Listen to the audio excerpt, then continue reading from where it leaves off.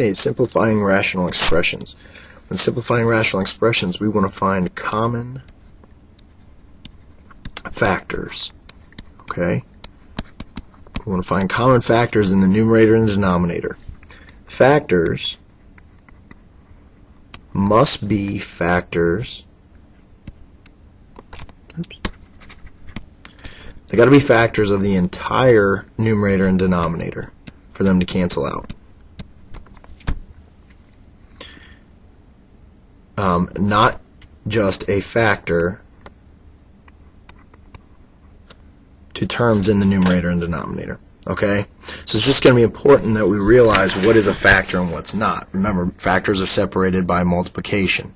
So just quickly here, just as a quick review, if we prime factor things like 24 and 27, 24 is 3 times 8, right? So we can factor it like that. 3 times 2 times 2 times 2, and 27 is 3 cubed, or 3 times 3 times 3. And if we look here, our common factors are these 3's. Nothing else is common. We can cancel those out, and we're left with 2 times 2 times 2, which is 8 over 9. Again, just going back to simplifying basic fractions, if we prime factor 20, we get 2 times 2 times 5, and 12 is 2 times 2 times 3. And maybe you can do that in your head, but seeing this, I think, helps understand what we're doing here when we get to the more difficult examples. Here we have 2 2's that are common in the top and the bottom, so this can be reduced to the improper fraction 5/3. Okay? Alright.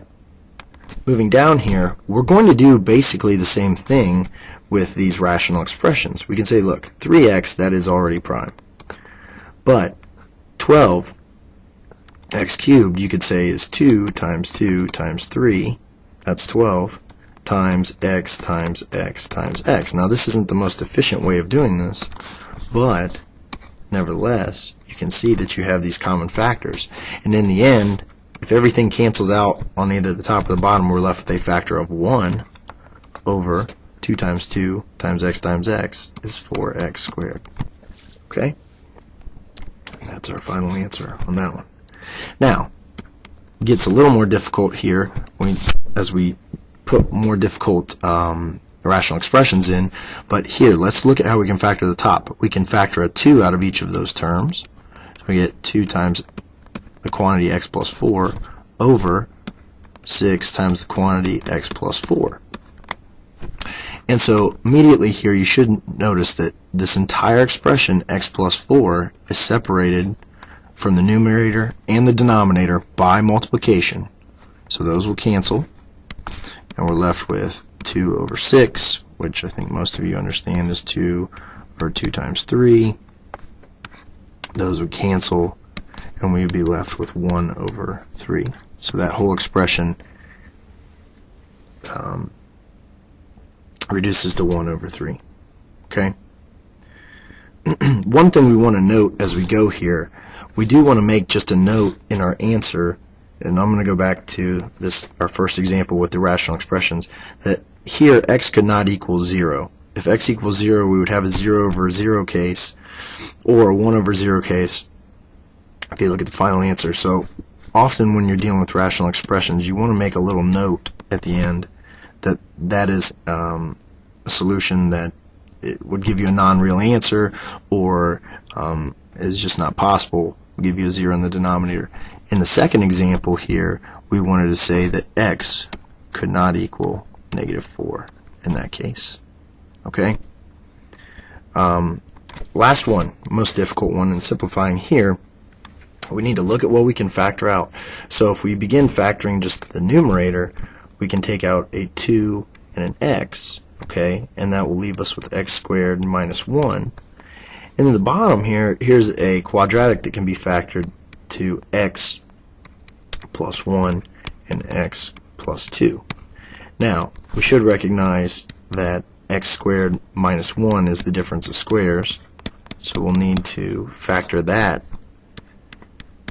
And if we write that all out, now we can look at our common factors. Now, really in this case, there are only one pair of common factors here.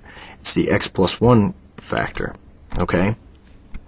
And if we cancel those out, we're left with 2x times x minus 1 times quantity x minus 1 all over x plus 2. Now, a common error would be to look at these 2's here and say, ooh, can I cancel those? But you can't. You can't cancel those. Here's why. 2, although 2 is a factor in the numerator here, this is a factor. It's separated from everything by multiplication.